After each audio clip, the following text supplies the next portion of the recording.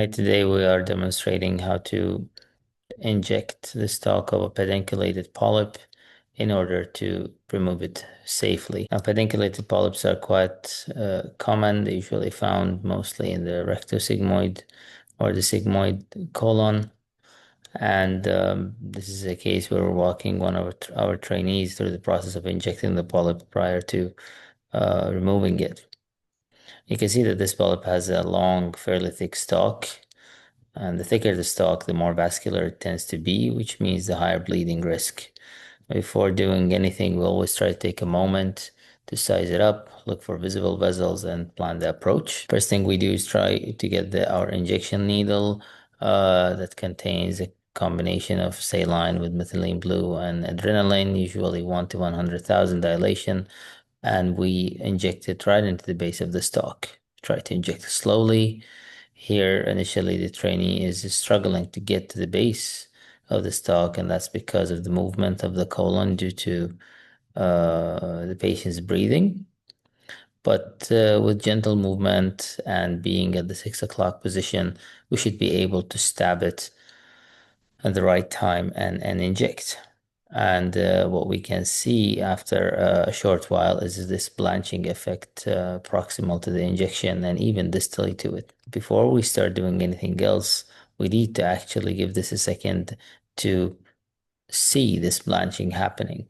As you can see here in this short video, that the polyp might have been slightly over injected, but it lifts nicely. The stalk is pretty thick while the head of the polyp is quite small. Really, the size of the head of the polyp is not the most important thing here, but rather the size of the stalk. And as you can see, the polyp seems to have lifted well, and we should be ready for the next step of our resection. So now comes the part when we are using a snare, what we're doing right here in the beginning. We just take out only the tip of the snare in order to mark it.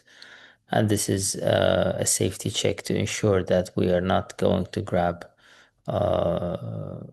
too much tissue or the muscle layer. So it's a nice way to choose a nice way to work safely. Um, and this is a 35 millimeter snare that we had available at the time, which is too big for this kind of polyp because you can see as you open it, it does not open in a circular manner, but rather like it opens like almost like in a rectangular shape, which makes it quite difficult to come around the polyp, especially when it has such a small head, such as this one. What you can see here, what we did as well is apply a clip at the bottom of the stalk in order to ensure that it's not gonna bleed. And this was more like of for academic interest and to train the trainee rather than a necessity in this case, as we have already injected it. And as you can see here, there's like a little bit of a problem with the tip control where like, getting around the polyp has not been very easy. And this would have been actually easier if the head of the polyp was bigger, because then the snare will not be flopping around once it's around the head of the polyp. So this is one of these challenges.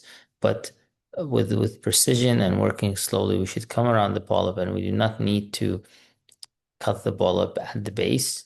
We can leave a couple of millimeters between the wall of the colon and the stalk of the polyp, and that is to avoid uh, perforation, obviously, and to avoid also coarctation of the vessels that are inside the polyp.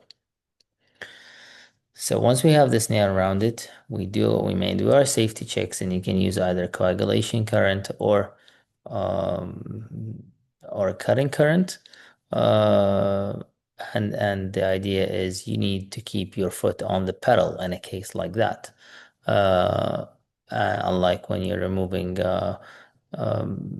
sessile polyps where you can tap, tap, tap multiple times. Here, it's essential that you keep your foot on the pedal to ensure that you get enough coagulation so that you do not have a feeding vessel that starts bleeding right afterwards.